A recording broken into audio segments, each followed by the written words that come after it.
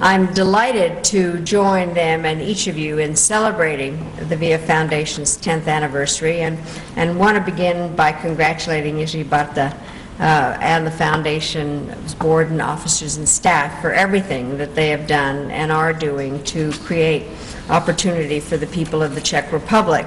I thought that was a very excellent description of all your work, and I really want to thank you for your work and to thank those who did create the Friends of VIA for giving those of us on this side of the Atlantic a chance to show our support.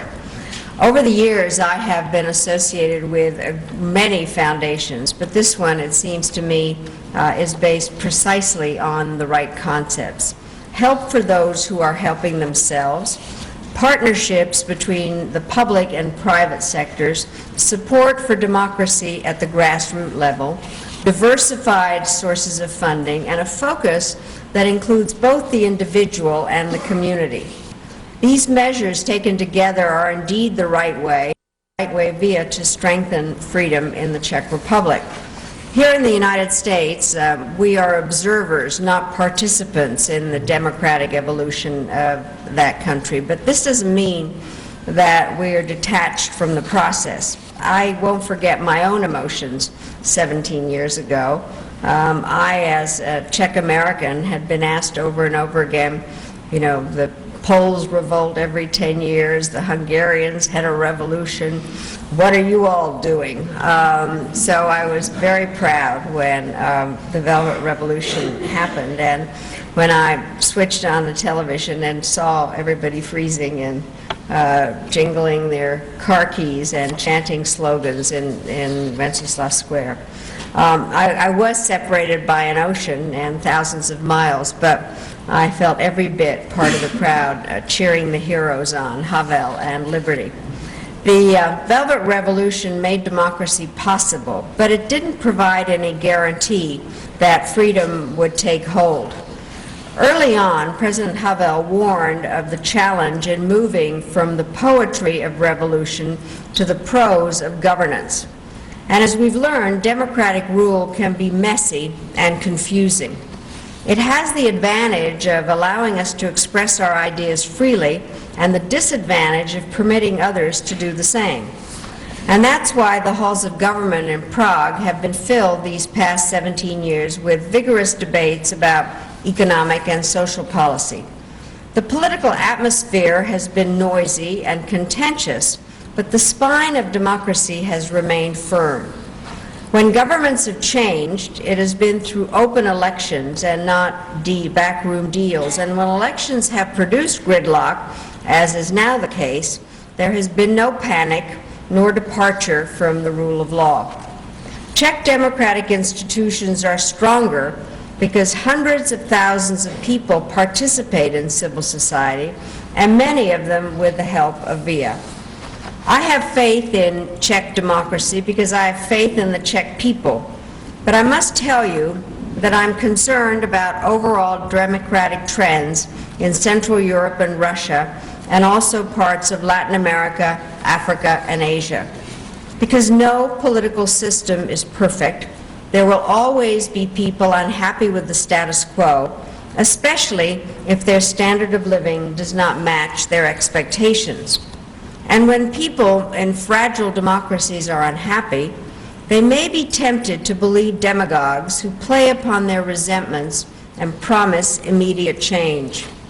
They will listen when they're told that all their problems are caused by the political opposition, or by irresponsible reporters, or by foreign investors, or by illegal immigrants, or by minority groups. They may nod their heads when they are told that the solution is to centralize the economy, change the Constitution, restrict the media, and jail anyone deemed a threat to the new order. Many people may be fooled because the changes don't come all at once, but then one day they wake up and find they no longer live in a democracy. They may discover that political opponents and independent journalists are being shot or poisoned. During the 1980s and 1990s, we witnessed a flock of democratic transitions and success stories. But many of the stories we hear now are of shaky democracies struggling to survive and of governments turning to the discredited policies of the past.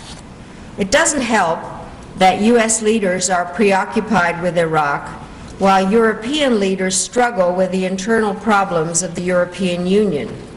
It doesn't help that democratic champions such as Václav Havel, Nelson Mandela, and Kim Dae-jung are no longer in office, or that skeptics are once again asking whether democracy is truly right for countries that lack a tradition of open political debate.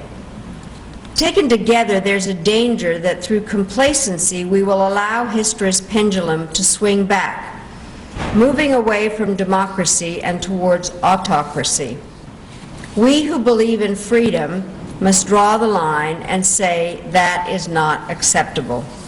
We didn't come this far only to retreat in the hour of victory, and we will never surrender to the dictators who are waging war on non-governmental organizations.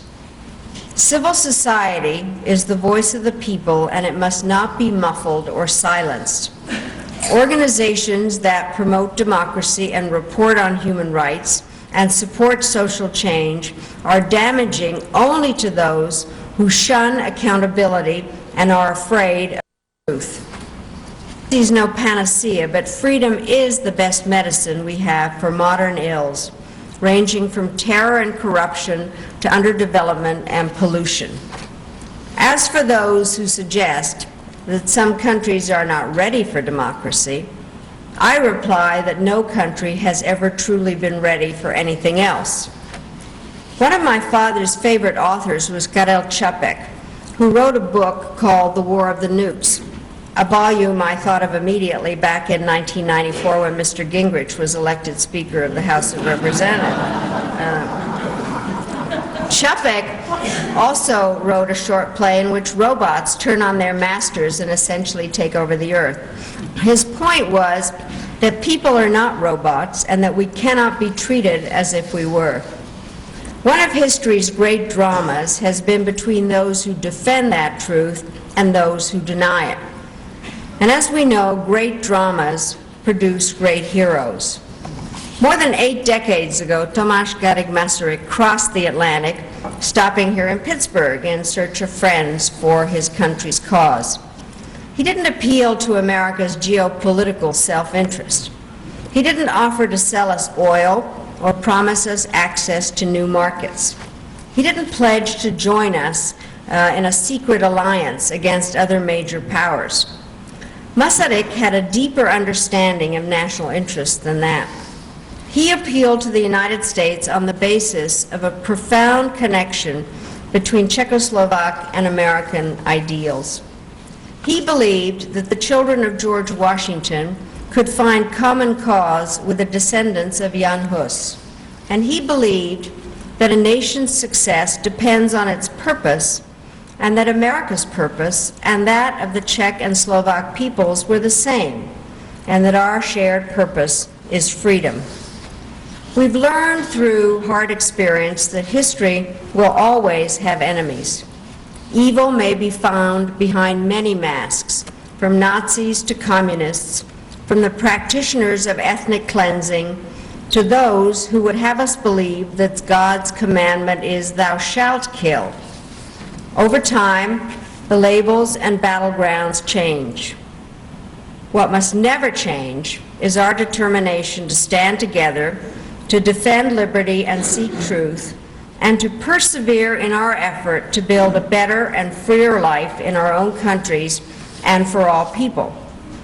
That's what Czech democracy is all about, and that is the heart of the American dream. And that's why we support the VIA Foundation on its 10th birthday and pledge our support for many, many more years. Thank you all very, very much for your attention, and now I really look forward to answering your questions. And one of the best parts about no longer being Secretary of State is I can actually answer your questions.